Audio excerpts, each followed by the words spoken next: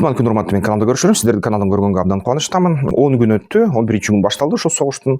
Жана ичинде Иран менен Израилдин ортосундагы негизги кабарларды карап чыгалы. Бир аз Афганистанга карайбыз, бир аз анан ошол Суданда эмне болуп атат экенин көрөбүз. Андагы ошол Украина Орусиянын ортосундагы согушту тие өтөбүз да. Кыска, өтө нуска сводка кылабыз. Сиз менен Искендер Шашеев, саясаттануучу жана экономист. Албетте ушул акыркы 12 сааттын ичинде Израиль менен Иран аттышууларды улантышты. Көп нефть сактоочу жайлар өрттөндү, талкаланды. Кислоталык жаандар жаады. Ушундай асманга учкан күйүктөр булуттарга сиңип, ошол булуттар көп аймакка тарады. Өзбекстан тарапка кетип бараткан, ошол Борбор Азияга кетип бараткан. Бирок азырынча ошол мониторинг жүргүзүлүп атат. Ал кислоталык жаандар табыла элек, мындай издери табыла элек. Балким аралашып кеткендир, кичине чалыштырылып кеткендир да. Ошон үчүн анын ичине азыраак көлөмү бизге түшөт окшойт. Дагы шамал да өзгөрүп кеткен окшойт, бирок ар кайсы маалда эле ушул 6-7 сааттын ичинде кайра бар өзгөрүшү ыктымал да ушундай нерсе. Анан Иран менен Израиль атышышты, бири-бирине ракеталарды атты ушул акыркы 12 сааттын ичинде. Трамп согуш жакында бүтөт деди, бирок анын согуш секретари Пит Хексет айтып аткан, жок согуш дагы уланат окшойт деп, узак согушка даярданыш керек деп. АКШнын да ичинде ошол десанттык күчтөрдү тез арада баягы үйрөнүп жаткан жеринен кайра бир жерге алып кетишти. Ошондо байкагандар айтып атат. Бул деген буларды узак согушка, кургактыкта согушка ушундай даярдап аткан окшойт деп, жөө аскерлеринде десанттары. Анан Трамптан сурады бир журналист, силер ушундай деп атасыздар, согуш тез бүтөт деп атасыңар, Хексет узак уланат деп атат десе, Трамп аныкы да тура, меники да тура деп койду. Эми кандай түшүнсөңөр ошондой түшүнгүлө. Анан албетте Иран 5 ушундай толкун баллистикалык ракеталарды жана дрондордон кылды. Ар бир толкунда 10-20 ракетадан жана ошол кошумча такталбаган сандагы дрондордон да, көбүнчө шахет эле. Анан кээ бир дүрмөттөр кластердик мындай кассеталык суббоеприпастар менен, субдүрмөттөр менен коштолду. Анан Израилдин борборуна аттуулар болду. Жана ошол мисалы үчүн Израилди карасак, 6 дрон, 17 баллистикалык ракетаны Бириккен Араб Эмираттарга колдонду Израилден кийин Иран.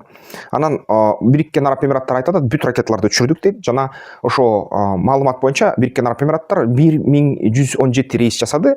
Кечээки түнгө чейин, бүгүн дагы бир нече рейстер учту.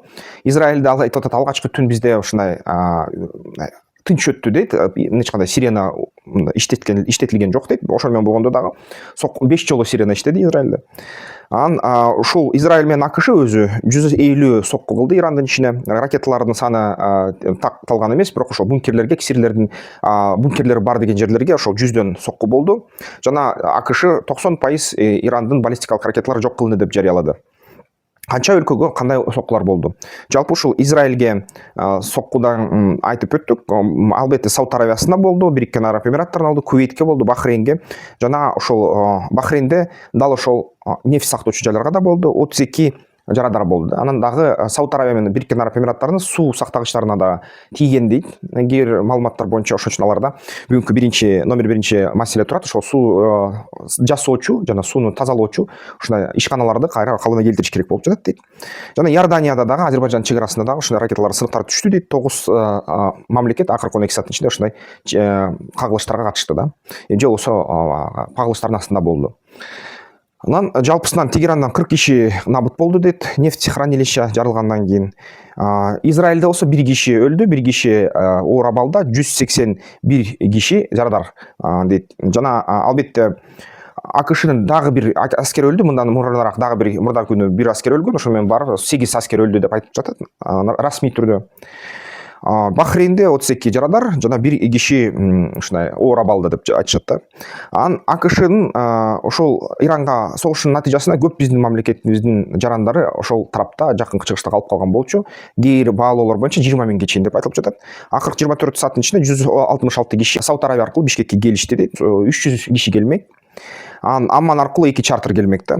Казакстан, Өзбекстан, Түркменстан биздин бүт ошол биргелешип штаб иштеп атат, сүйлөшүп атышат. Президенттин түз көзөмөлүндө дейт. Жана 100дөй ушундай жаран Борбор Азиянын Ирандан чыгарылды дейт, Азербайжан жана Түркменстан аркылуу. Азербайжан чек арасын ачты, жана таш менен урганда аш менен ур деп туруп гуманитардык жардам жиберип жатат. Бүгүнкү күнү ушул Иранга жана жардам беребиз деп айтып жатат. Тескерисине ошо силер бизди ушундай кылсаңар, биз тескерисинче ошо силерге жардам кайрабыз деп атат. Бирок унутпагыла, Табриз бул деген азербайжандыктар жашайт аякта, ошон үчүн Азербайжандагы өзүнүн туугандарына жардам бергенде болуп калат да ушул абалда. Баары бир ушундай гуманитардык мындай жардамга келгенге даярдык бул жакшы нерсе, мындай жакшы мындай ой кылат да Азербайжан президенти тууралуу. Мочтаба Хаминини жарадар кылдык дейт. Аны 9 мартта расмий түрдө жарыялашты кечөө. Ошол Мочтаба эми бизде ушундай аятолла болду деп. Ошол замат албетте ар кандай маалыматтар келе баштады. Баягыда 100 бомбаны бункерге таштадык деп аткан Израиль менен АКШ. Ошонун кесепетине жарадар болгон окшойт. Мочтаба дейт, комада болуп атат дейт, же болбосо бир буту сынган дейт, бир бутун үзүп алды бомба дейт. Ошол бүт маалыматтар ошондой аябай татаал жана түз эмес келип жатат. Бир четинен дагы кара пиар башталды, же болбосо чындыкты айтып атышабы, же кандай. Лондондо мындай бир нече 11 батирлер бар дейт, $100 миллион мүлктөрү бар дейт дүйнө жүзү боюнча Мочтабаныкы. Аны ошол эме балким бул маалыматтык согуш, аны эч ким бир нече берилме тастыктаса дагы, ал берилмелердин баары албетте маалыматтык агенттиктер бар, батышта таркашкан. Ошол Аль Жазирадан уга элекпиз, ТРТ-дан уга элекпиз, окусак анан чын эле ошондой экен деп айта алабыз да. Анан албетте ошо бизде кислоталык жаандар келип туруп, жаан чачындар, андай кычкылтектик, кычкыл жаан чачындар болобу, ууланган же болбойбу деген суроолор да болуп атат. Бул жерден азырынча бизде мындай байкабай жатабыз. Мындай шамал эгерде биз жака үйлөсө барким келер, бирок унутпаш керек, ошол нерселер дагы чабыштырылат да асманда. Ошон үчүн алардын мындай түзүмү мындай суйлтулат да, суйлтулгандан кийин албетте кичине бизге зыянсыз болот го деген үмүттөбүз да. Жалпысынан ошондой эле боло берет. Мисалы үчүн дүйнө жүзүндө ушундай токой күйүп жатканда өткөн жылдары биз деле аны көп сезген жокпуз да, бирок ошол күйүктүн издери баары бир биздин тарапка да жеткен. Анан албетте өзүнчө дагы согуш ушу Пакистан менен Афганистандын ортосунда болуп атат. Кичине тынчыды акыркы 12 сааттын ичинде. Анчалык чоң ушундай алга жылуулар, баягы бири-биринин территориясын басуулар болгон жок. Анан Дюранттын жанындагы атышуулар баары бир уланып жатат. Акыркы 12 саатта мисалы үчүн ошол аз-аздан атышышты, бирок кээ бир атышуулар оор болду деп айтышат. Кайсыны салсак, мисалы үчүн Куррам секторунда атышуулар болду. Пакистан армиясы оор минометтор менен атышты Афганистан тарабына. Жана ошол Афган чептерине, жаңы курулган чептерине убактылуу окопторуна атышууларды кылды.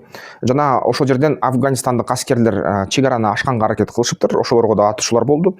Пакистан маалыматы боюнча 15-20 ошондой афгандык согушчан жок кылынды.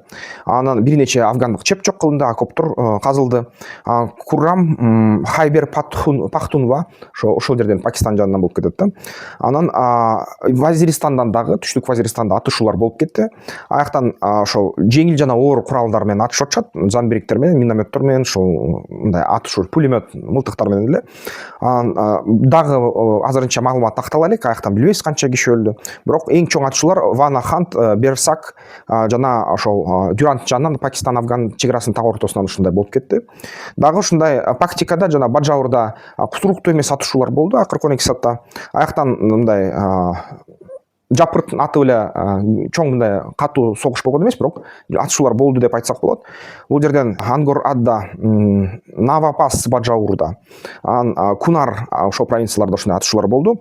Жалпысынан албетте так канча киши жарадар болду, канча өлдү тастыкталган маалымат жок.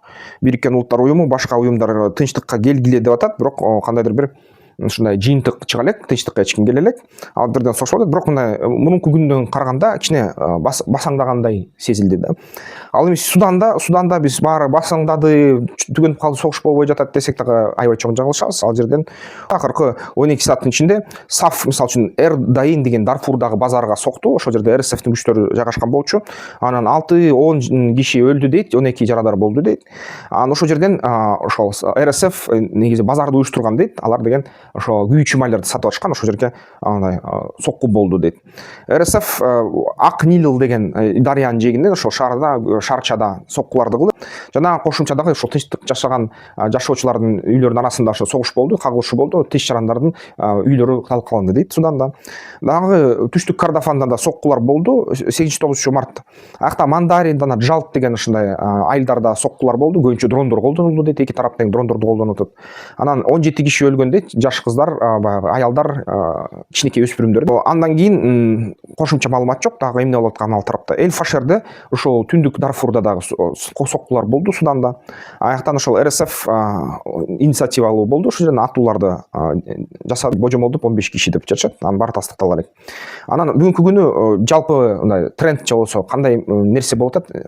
Суданда байкасак саф расмий армия РСФти кубалап аткан сыйт, жеңип жатат окшойт. Кээ бир айылдардан ушу түндүк Кордофандан кубалап жатат, Эль Абейдадан кубалап жатат, жана ошол Акнилден болсо РСФ тескерисинче ошол сафтын армиясын мындай кысып жатат. Ушундай маалымат болуп атат. Эки тарап тең дрондорду колдонуп атат аябай. Ошол эгерде саф Ирандан жасалган дрондорду колдонсо, РСФ ошол Түркиядан жасалган жана башка өлкөлөрдөн алган дрондорду, Израиль сыяктуу ушундай дрондор байкалды деп айтышат.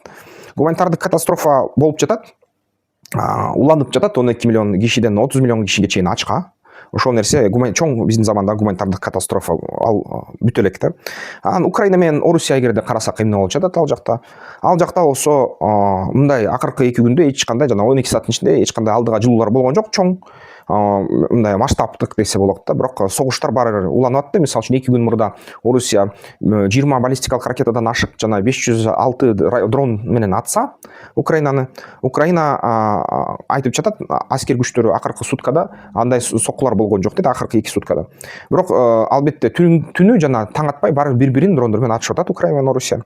Мисалы үчүн Орусия шахет менен ошол түнү аттууларды жасады. Украиналык маалымат боюнча 160 же болбосо 197 ушундай аттуу болду дейт украиналык позицияларга. Орусия ушундай 200дөн ашпаган ошол дрон менен атыптыр. Азыраак кичине албетте баллистикага катышпаптыр. Харьковда дрон ушундай 6 кишини жарадар кылды украиндиктерди. Дагы мындай карасак Херсонго дагы үйлөргө тийиптир, бирок жарадарлар болбоптур аяктан. Жалпы Россия болсо бүт энергетикалык инфраструктурага дагы эле кысым басым кылып атат. Албетте мурунку күндөрү ошол Харьковдон 10 киши набыт болгон баллистикалык ракета тийгенден. Украиналыктар болсо ошол дрондорду согуп атат, ПВОну согуп атат. Бүт баягы Гуляй-Поле айылынын тегериндеги орус аскерлеринин жылышы токтотулган.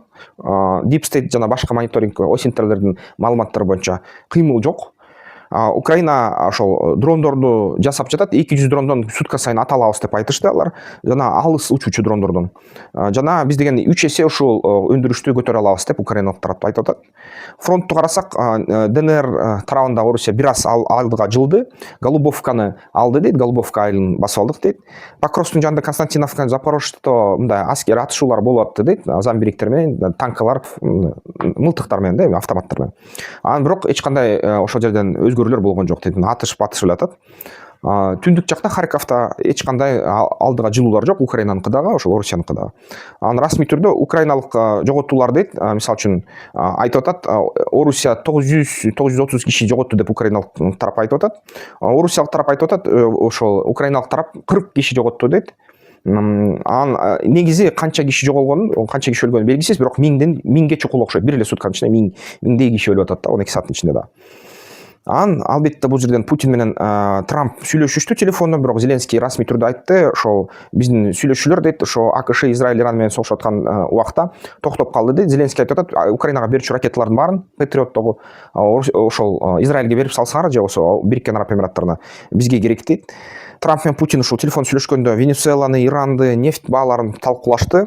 Трамп тез ушул согушту бүт дейт. Путин биз азыр калган жерлер, аймактардан 1 грамм жылбайбыз дейт. Дагы кошумча бизге бир аймак бергиле, ошондо согуш токтотобуз дейт.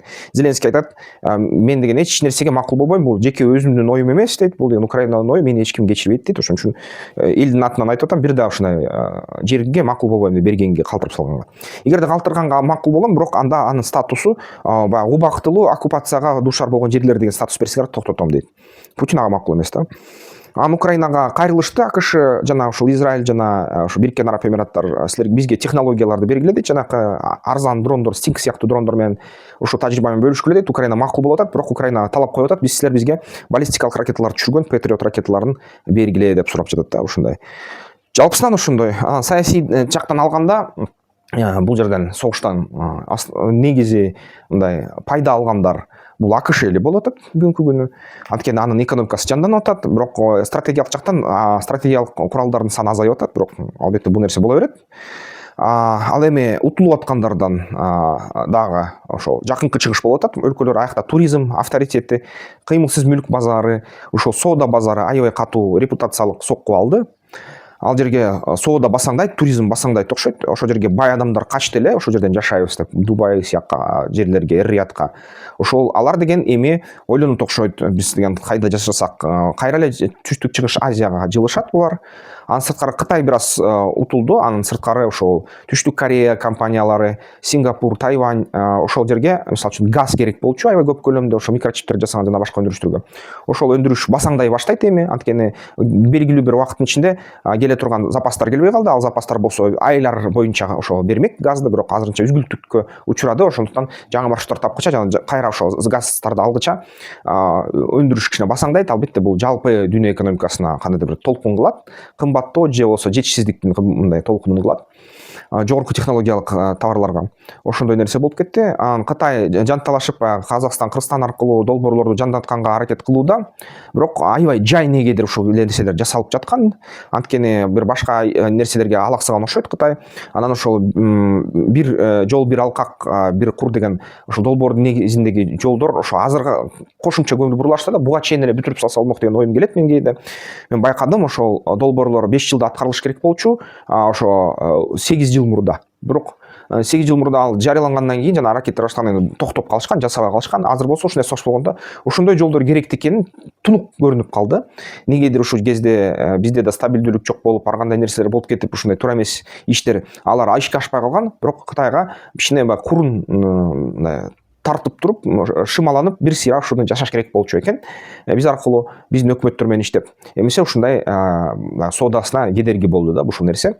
Орусияда болсо экономика тескерисинче көтөрүлүүдө, нефть көтөрүлүүдө. Ошон үчүн Орусия Индияга жана Кытайга сатуучу нефтке бааны көтөрүп атат. Алар аргасыздан макул болуп жатышат. Жана Индияга ошол Трамп Орусиянын нефтин алганга уруксат берди кайра расмий түрдө. Ошон үчүн Орусиянын капчыгына акча толо баштайт окшойт да. Жана эгерде согуш бүтүп калса, албетте көп нерсе өзгөрбөйт, бирок согуш бүтпөй калса, уланып калса, коопсуздук маселеси чечилбесе, ошо жакынкы чыгышта, анда Орусиянын чырагына чоң май тамат да. Орусиянын чырактары жаркын күйүп калат жакын арада. Ошондой. Ошон үчүн бул жерден эгерде жакынкы чыгыштын өлкөлөрү жапа чексе, чоң Кытай жапа чексе, утушта баягы эле АКШ менен Орусия болуп калды да. Ушундай абал болуп жатат кызыктай. Жана албетте ошол АКШ жана жакын ошол чыгыш аякта дагы ошо туризм дагы дем алат окшойт жакынкы арада. Ушундай туугандар, биздин мамлекетке бул эми пайда, бирок канчалык пайдалана алабыз билбейм. Анткени бул жерден тез иш аракеттер керек. Андан сырткары дагы биздин ошол тарапта көбүнчө негедир чоң инфраструктуралык долбоорлор чоң каршылыктарга дуушар болуп, аябай жай аткарылып жаткан. Ошондуктан биз ушул абалдан тез пайданы ала албай калдык жетиштүү түрдө. Албетте системалуу түрдө алабыз, албетте акырындап экономикабызга позитивдик жакшы таасир этет. Бирок узак убакытта ошол бир нерсени билдирет. Биздин мисалы үчүн кайсы инфраструктуралык долбоор кылбайлы, аны тез бүтүрүп даяр кармап турсак, ушундай абалдар бизге анда чоң пайда алып келмек экен. Ошону түшүнүш керек так. Жана ошол юаньдарга, сатып алууларга өтүшүбүз керек экен, тез ара көрсөтүп жатат да бул нерсе. Анан бирок ошол эми биздин мамлекетке бүт дүйнө менен иштеш керек. Ошон үчүн эч ким менен мындай түз урушка чыкпай, дипломатиялык кагылышка чыкпай, өзүбүздүн оокатыбызды жасашыбыз керек да. Ошондой, кандай деп ойлойсуздар туугандар, комментарийлер жазгыла. Эмки видеолордон көрүшкөнчө сиздер менен Искендер Шашев болду.